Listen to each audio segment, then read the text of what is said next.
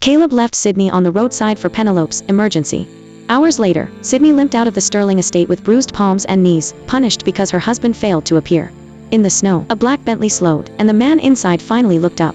3 days earlier, on their wedding anniversary, Sydney had taken a late-night flight to the city where Caleb worked. Instead of a warm reunion, she overheard him chatting with 2 friends. "Caleb, man, I gotta say it. Running off every year on your anniversary. That's cold. Sydney's been nothing but good to you." Caleb, usually composed and gentlemanly, looked weary. "You think I want this? If I didn't avoid her, she'd never believe I haven't touched her all these years." One friend snapped. "You mean Penelope? Caleb, are you out of your damn mind? Are you gonna keep pining after her even if she's got another kid on the way? And what about Sydney? Aren't you afraid Julian Sterling's gonna come after you?" "He won't." Caleb rubbed his fingers together calmly. "She married me. That was it for them. Julian's had her blocked on WhatsApp for 3 years now." Outside the room, Sydney walked away quietly. A week later, Lucas' funeral was held in Juleston. As the car started moving, the rear door opened.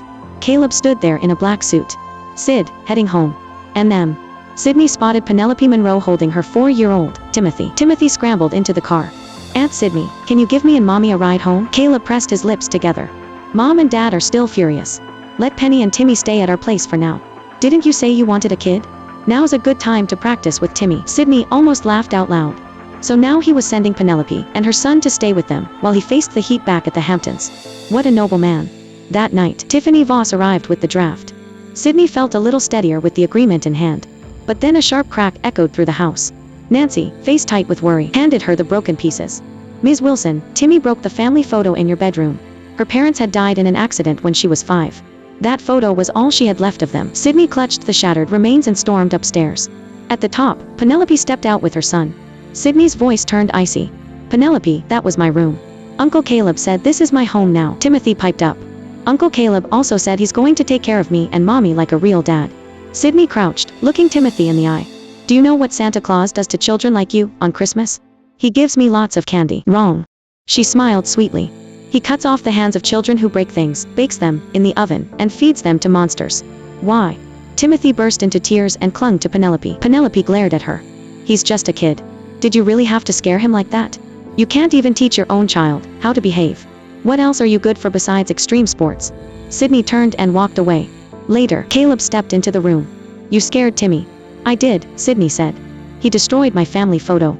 Caleb froze. He softened his tone. "That's my fault. Let me apologize on his behalf.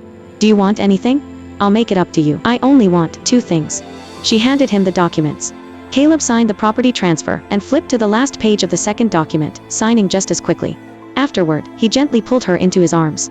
"Sid, how did your brother raise you to be so obedient and sensible?" Sydney felt a wave of nausea. A knock sounded at the half-open door. Penelope looked mildly annoyed. "Cal, Timmy won't sleep unless you're with him. I'm coming." Caleb turned to Sydney. "You're not mad, are you?" "Not at all," she said flatly. After he left, Sydney pulled out the second document. It was the divorce agreement. The next morning, an invading army seemed to have torn through the house. Timothy smashed a porcelain vase and an oil painting. Nancy pleaded, "Timmy, please, don't touch that. That's Ms. Wilson's favorite tea set." He smashed the tea set into pieces. "Bleh. Uncle Caleb said this is my home now. You're just a servant." Sydney leaned against the railing with a faint smile. "Sure. Just don't touch the ink painting in the guest lounge. That's my favorite." Timothy's eyes lit up. "Okay." Moments later, Nancy called out, "Ms. Wilson, come down quickly. Timmy just ruined Mr. Benjamin's final painting." Sydney bolted for the stairs. Timothy charged at her, knocking her straight to the floor. Pain shot through her tailbone. Penelope rushed over. "Sid, are you okay?" "Timothy's spoiled. But he's just a kid. Please don't be mad at him." Sydney stared at the ink painting, now torn through the center. "So letting a child destroy someone else's property is part of your parenting philosophy too, Sydney. Why do you have to be so unforgiving? You think Grandma's going to take your side over mine?" "Correction," Sydney said coolly. "That stupid painting was Grandpa's final work before he died." A black sedan pulled into the courtyard. The Hampton family butler, George Baker, entered. "Miss Penelope, Madam Hampton asked me to deliver a message. Please kneel in the courtyard." 3 hours. Despite her reluctance, Penelope knelt in the freezing snow. Caleb returned quickly, scooped Penelope into his arms, and brought her inside to apply medicine to her knees. "Cal, can you please divorce her? She's terrifying," Penelope sobbed. "Swear you've never had the slightest feeling for Sydney. That you've never touched her, not even once." "I haven't touched her." Sydney heard those words as she came downstairs. She smiled bitterly. Cal, Madam Sterling asked if you're free for the Sterling family banquet tomorrow night. Sure. I'll come pick you up tomorrow night. The next evening, as they drove toward the banquet, Caleb's phone rang. Mr. Hampton, Ms. Monroe is at a blind date. Send me the location, Caleb said coldly, then turned to Sydney.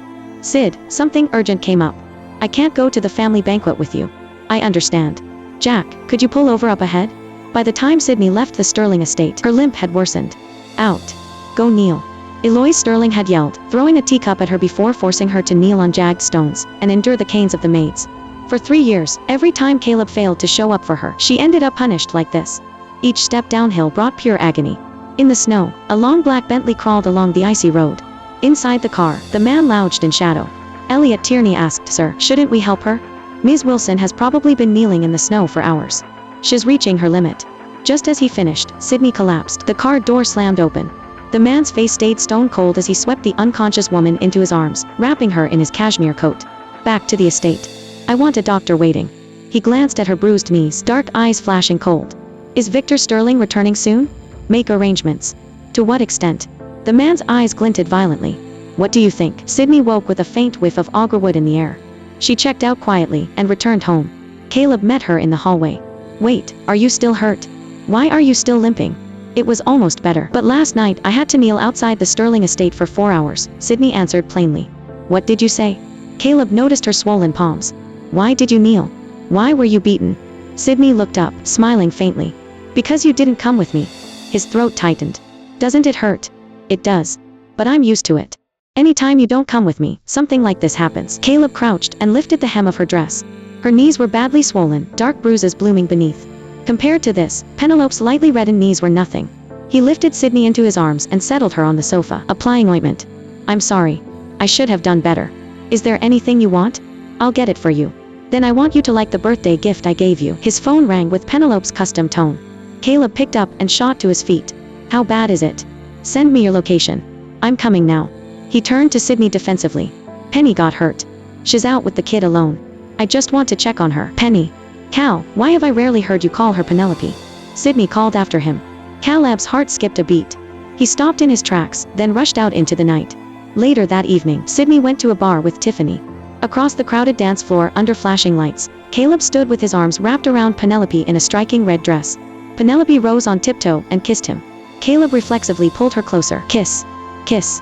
Cal's not going home tonight. Tiffany snapped a few photos, her face dark. I know you have your plan, but this place is gross. Let's go. The next afternoon, Sydney woke up to a $700,000 bank transfer from Penelope, half the price of the diamond earrings Caleb had bought her. As Sydney drank her honey water downstairs, Timothy came barreling in, fists on his hips. Uncle Caleb and Mommy were together last night. You're not gonna be my aunt for long, bad woman. You don't deserve him. Sydney bent down, smiling kindly. Do you know what that makes you? If your mom marries your Uncle Caleb. Dead weight. A burden. Once your mommy and your uncle have a new baby, no one will like you anymore. Why? Timothy burst into tears, grabbing his tablet to video call Penelope, but received no answer. Sydney held up her phone to Nancy, showing a forwarded news headline. Hampton Corp. SCEO, Caleb Hampton, caught kissing mystery woman in a bar late at night.